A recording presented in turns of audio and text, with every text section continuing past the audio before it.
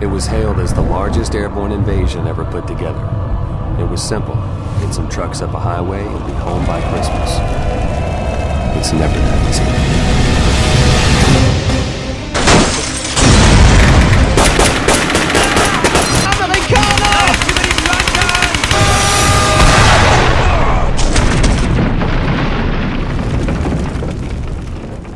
Brothers in Arms is historically accurate. So everything that you see here, all the battles that happened. Now, we are historical fiction, so Matthew Baker didn't exist, and the squad members that he has didn't exist, but people like him did, and we made them from those real historic people. Right. Okay. Of course, Brothers in Arms is all about squad combat, and again, in Hell's Highway, we have squads, but we have some new soldiers under your command. Here we have a few of them I can introduce to you. This is Jasper. He's our bazooka man. He's named his bazooka Stella, and he talks to it like it's his girlfriend. There's some familiar faces. We have Sam Corian over here. He's a squad leader. And over here is Frankie. Frankie's a replacement, and he's a young kid. He lied about his age to get into the Army. He's a rookie. He is a rookie. Everybody makes fun of him. So all these guys, they have very rich stories that we're going to tell you, and you'll get to know all these guys as you play through the game. As in previous Brothers in Arms, we have the very simple command ring style system. We couldn't think of a better way to do it, so we just kept the same system. Actually, we did. We came up with the best way to do it. This is really easy. Absolutely. So I'm going to go ahead and issue some movement orders here for my my squads.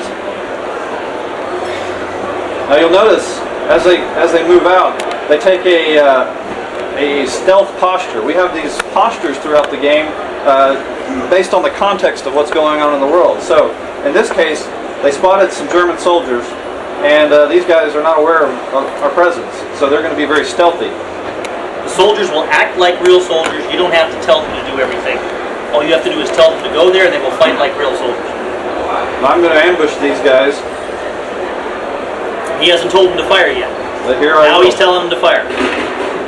They got him. Oh. There they go. There you go. Now, they're out of their stealth mode, and they're loud, they're screaming at each other.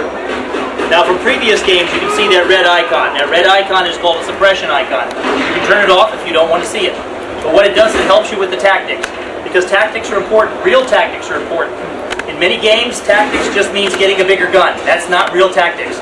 Real tactics is about using your squad. It's about flanking the enemy, fixing him with fire and flanking him. When you suppress the enemy, that red icon turns white. That means he can't shoot at you because he's ducking. When it's red, that means danger, like a traffic light. Now I'm standing out here in the open. I'm not in very good cover. And as these guys shoot at me, you're going to see my screen start to turn red. It's going to begin to turn more red. And hopefully it will do it here in a minute, and we'll be able to tell. But well, that's because they're shooting at your squad. You're pretty safe. Well, the point is we've sort of changed the way we think about health. You're not going to have health that you take damage with in a health meter. This part of the screen means, hey, you're taking danger from this area. If you stay out in the open too long, you're going to get a fatal bullet that's going to come in and kill you. Notice the area below; it's nice and clean and crisp. This area is safe, so we're communicating to you that you need to take cover behind this. So when he gets down, it clears up. See that? Now the reason for that is, as a professional soldier, you know, when you're being shot at, you know what it's like. Things coming at you, you know what's going on. How do we show that in a game? Okay, so what we've done is we've created this method that doesn't have a lot of geeky stuff on the side, but it basically goes red when you're in danger. And so you can seek places that will clear that red up. That's called cover.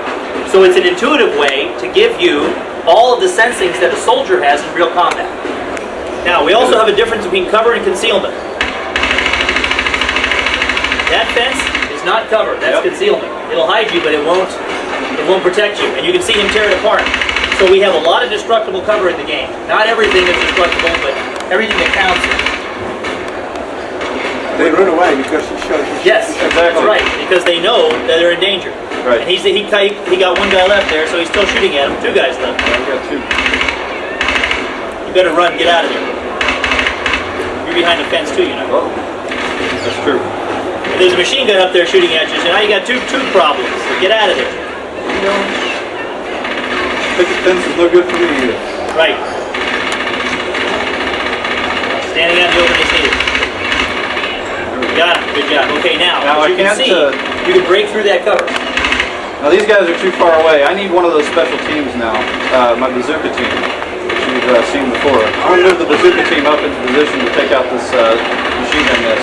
My bullets are pretty ineffective from this range. Now that's an MG-42 machine gun. That fires the fastest amount of ammunition of any other weapon in World War II. I mean, it is a very awesome weapon on the tactical battlefield. So he could do several things. He could rush that tower, but how many men would he lose? So by using his bazooka, he saves his own men's lives. Now, it may not be an easy shot, but you got a good bazooka team.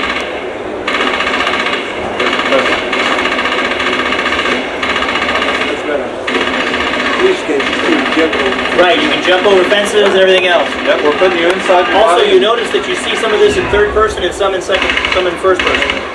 Just in case. He's dead. Okay. All right, maneuver your squad and go on to your mission. Absolutely. Oh, Now, before all this happened, you got a briefing on what your mission was, so he's moving out to do that. I'll bring him up here first. Now, this is exactly as Holland looked in 1944 in the area of Sand. Good shot. We've really caught the Germans by surprise in this particular scenario because we just dropped parachuted hours before. Just threw a grenade out there. This is something we're calling brotherhood moments. Anytime something very cool happens in the game, we want to slow things down, push it in the camera, and let you see that, and let you experience that. The concept is to make you immersed in the action, to immerse you in the action, and see things that you normally wouldn't see because you'd be ducking behind cover. In real life, you're shooting and you're ducking, so you don't see a lot. So we're trying to show you more than you would normally see, but we're trying to give it to you in a way that will make you be a part of the action and feel more. You notice we're spending a lot of time on our environments too. We're like some of the detail in the shadows. There might be a German in that. Yeah, there you go. Yeah, check the water. Yes, yes. You gotta shoot the water. Now, this is a tactical overview map.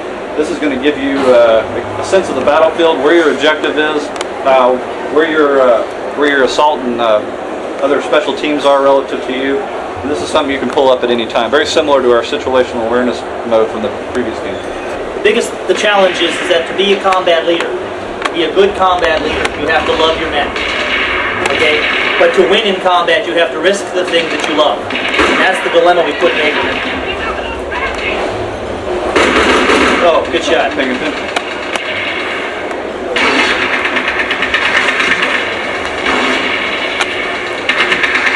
Too bad you don't have any grenades, because here's a good place to throw them. Well, I might accidentally hit the ceiling. Yeah. Sometimes in a building you can be careful, you can blow yourself up, so you're probably Now here I don't have the advantage of having my squad with me, so I've got to be careful through here. Now we've increased the capability of the friendly AI and the enemy AI, so they act much more aggressively, and they act much more realistically than in previous games. And it's partially because we have better systems now to do it with. 360, PS3, and of course pushing PC to its limits. A lot of detail in the environment. Oh! Fucking recovered. He should have picked a better... He had a jam on his weapon. He was trying to fix his weapon. K98 jam. A lot of details. See the smoke coming off the bullets? Little things like that. Very realistic. Quite frankly, for your eye to catch that, is really, special when you see it. You just kind of get the feeling of it. You don't really get a chance to see it unless I point it out to you. Another new feature is the ability to pick up mounted weapons. This is a German MG-42. I can actually pick it up and carry it around with me and fire it from the hip. More importantly, I can use the bipod. So much had happened, and we were just getting started.